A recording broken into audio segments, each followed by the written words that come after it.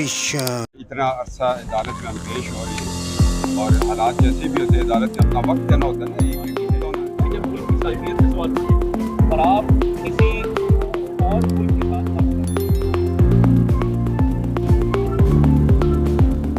پہلے میں اللہ تعالیٰ کا شکر ادا کرتی ہوں کہ اللہ تعالیٰ نے آج نواز شریف صاحب کو بہت پروف کیا. میری بات تو بہت بعد میں آتی ہے لیکن آج جب میں نے ججز کے ریمارکس سنے اور جب میں نے آج بالکل ریورسل ہوتے دیکھا ایک چیز کا تو مجھے پورے ہیئرنگ میں صرف اللہ تعالیٰ کی یاد آ رہی تھی اور میں یہ سوچ رہی تھی کہ بھلے آزمائش آ جاتی ہے انسان پر, جھوٹ بولا, بہتان لگایا, 6 سال اسی میں گزر گئے. آزمائش تھی, لمبی تھی, لیکن اللہ تعالیٰ نے آج سرخرو کیا. اور جھوٹ کی شیلف لائف ہوتی ہے, کچھ سال بھی ہو سکتی ہے, لیکن جھوٹ کا اختتام اسی طرح ہوتا ہے جس طرح آج ہوا. تو سب سے پہلے تو میں عاجزی سے اللہ تعالیٰ کا شکر ادا کرتی ہوں, اپنے وکلاء کا, خصوصاً جو میری پہلے وکیل تھے سلمان اکرم راجہ صاحب اور اس کے بعد امجد پرویز صاحب. میں خصوصاً امجد پرویز صاحب کا اور ان کی پوری ٹیم کا تہہ دل سے شکریہ ادا کرتی ہوں کہ جس طرح سے انہوں نے میرا جتنی محنت سے, جتنی لگن سے انہوں نے میرا کیس لڑا, ایمانداری سے. میں ان کو صرف دعا دے سکتی ہوں, اللہ تعالیٰ اس کی جزا دے.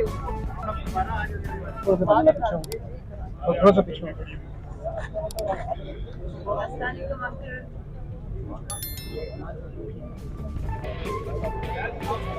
جی میں اس وقت پریس ٹاک کر رہی ہوں کہ بہت شکریہ آپ کا انکل. تھینک یو جی, thank you very much uncle. آپ کو بھی مبارک ہو.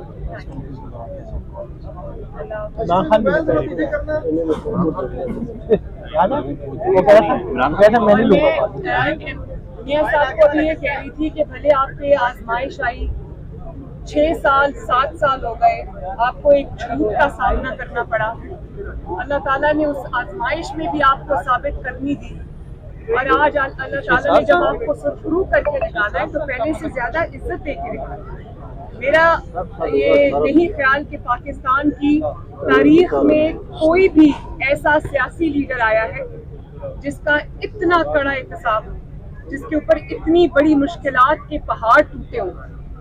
کوئی سیاسی لیڈر اس قسم کے احتساب سے نہیں گزرا اور کوئی سیاسی لیڈر اس طرح سے سرخرو نہیں ہوا جس طرح سے سرخرو آج نواز شریف صاحب کو اللہ تعالیٰ نے کیا.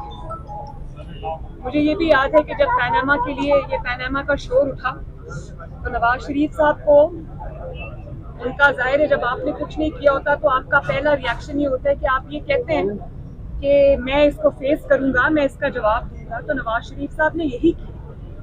ان کے جو رفقا ہیں, ان کے دوست ہیں, ان کے چاہنے والے, انہوں نے ان کو یہ کہا کہ یہ کوئی لیگل مقدمہ نہیں ہے, یہ کوئی قانون کی بات نہیں ہے, آپ کو یہ سزا کے لیے پورا ٹریپ سیٹ کیا جا رہا ہے. تو آپ اس مقدمے میں آپ اس مقدمے میں نہ پیش ہو, آپ اپنا جو بھی آپ کو حاصل ہے, جو بھی امیونٹی آپ کو ملتی ہے وہ آپ لے لیں اور آپ یہ نہ کریں کیونکہ ان کا یہ مقصد آپ کو سزا دینا ہے. یہ آپ کی جو تعمیل ہے, جو آپ